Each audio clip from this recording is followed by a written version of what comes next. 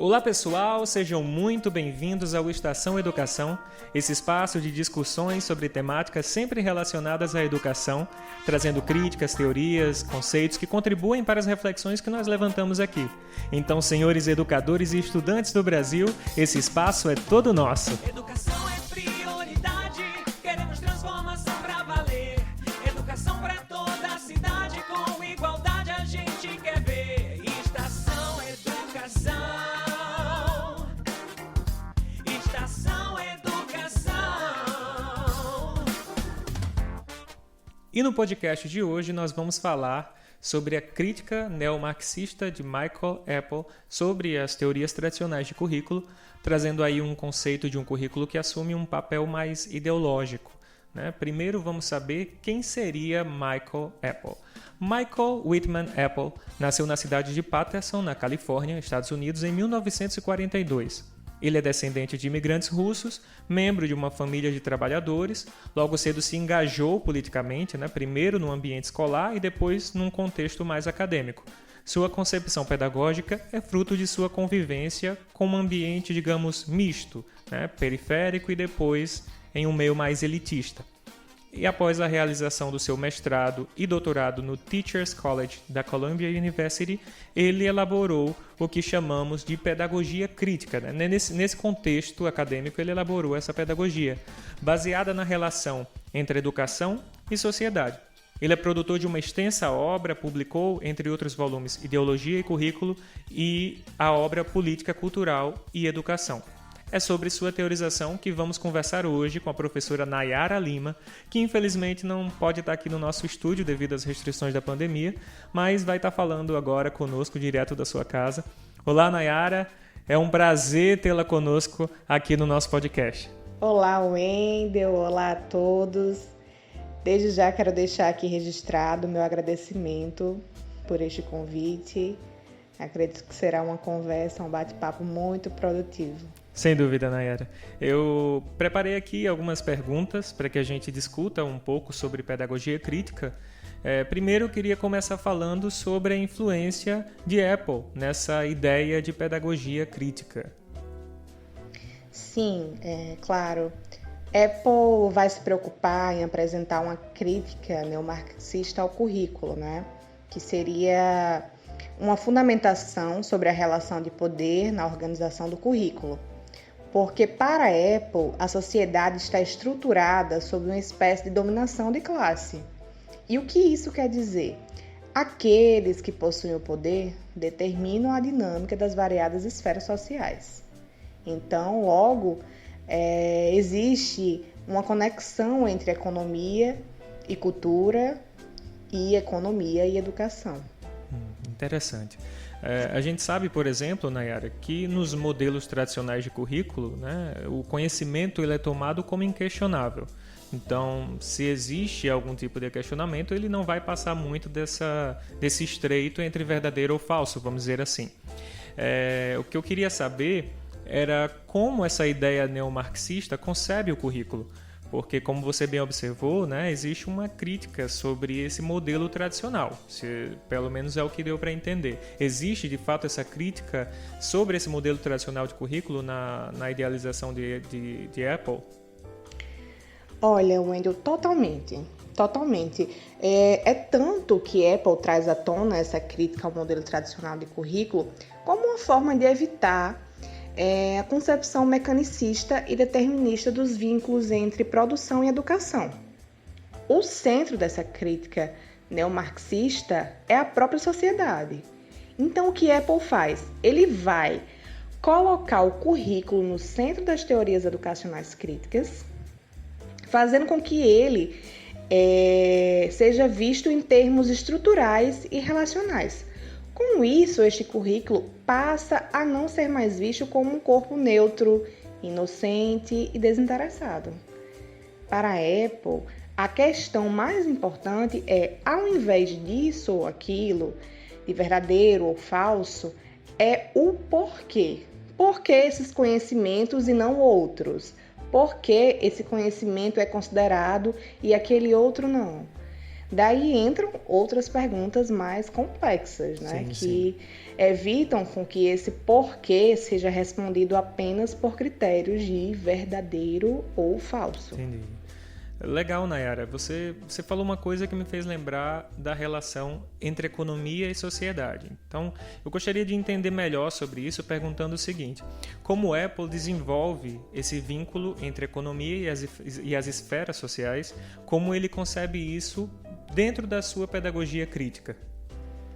Bom, em sua primeira obra, Ideologia e Currículo, de 1979, Apple já havia tido a preocupação em diagnosticar que não se trata de uma ligação ingênua entre as forças das classes dominantes e currículo, o que também não pode ser entendida como resultado simples do funcionamento econômico.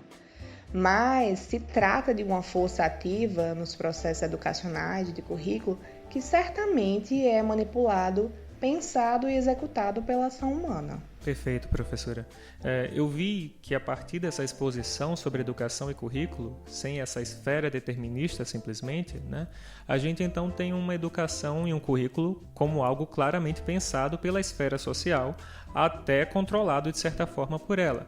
Aí me fez pensar no conceito de hegemonia, que é bastante presente na pedagogia crítica que a gente está tratando aqui.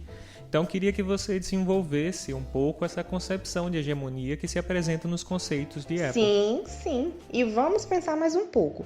O termo hegemonia garante uma visão geral sobre a sociedade onde as classes dominantes possuem poder sobre os outros grupos, certo? Ok. Então, dessa forma, a classe que possui o poder cria uma estratégia de dominação sobre o grupo oposto.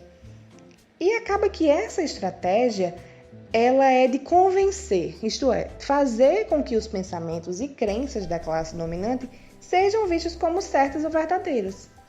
O objetivo maior é fazer com que essas concepções sejam naturalizadas entre os grupos dominados. Entendi. Professora, e é fácil penetrar as esferas educacionais e culturais e se impor dessa forma? Não, muito pelo contrário, não é fácil. E é exatamente o que Apple quer falar com o vínculo entre a economia e as esferas sociais. Segundo ele, todas as esferas sociais possuem uma dinâmica própria. E não é fácil, ou seja, não se trata de um resultado instantâneo de imposição de pensamento das classes dominantes.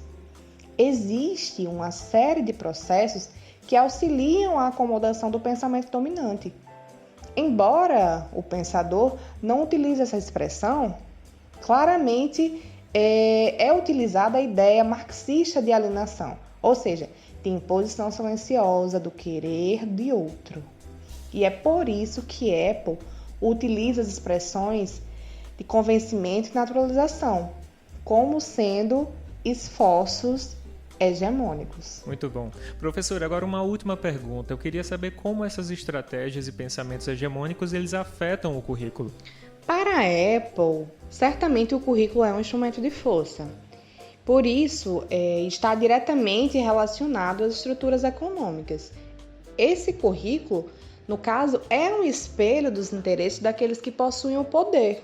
E não se trata de um modelo que priorize epistemologias diversas e válidas à construção do conhecimento pessoal do sujeito, mas um modo de estruturação de conhecimentos que norteiam os objetivos e vontades particulares da classe dominante. Ok, professora. Então, o que entendemos é que para a Apple não é suficiente, né, postular um vínculo que de um lado a gente tem as estruturas econômicas e sociais e do outro a educação e currículo. Né? Isso aí está bem interligado. O campo da educação e do currículo está ativamente sendo produzido por essa ação humana, né, pela esfera social. A gente aprende hoje aqui que o que ocorre na educação e no currículo não pode ser simplesmente separado do funcionamento da economia, né, dentro dessa concepção de Apple que a gente discute aqui. Muito legal, quero agradecer, professora Nayara, por sua participação. Muito legal aprender um pouco mais sobre essa temática e eu espero contar com você outras vezes aqui no nosso podcast para que a gente possa discutir outros temas.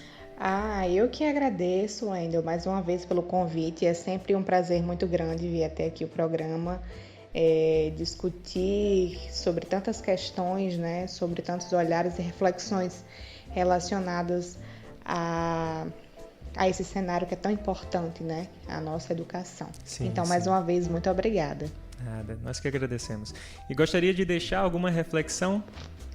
Bom, eu finalizo aqui a minha fala com um pensamento dele que é tão importante e segue nos inspirando no cenário da educação, que é Paulo Freire.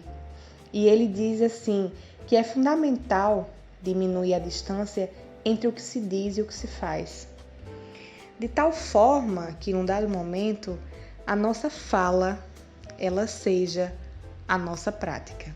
Então, nós, enquanto profissionais de educação, que a gente possa ir além de tantas reflexões e de tantas discussões, mas que, sobretudo, possamos tornar as coisas mais palpáveis para que, assim, a vida de tanta gente, através da educação, siga sendo transformada.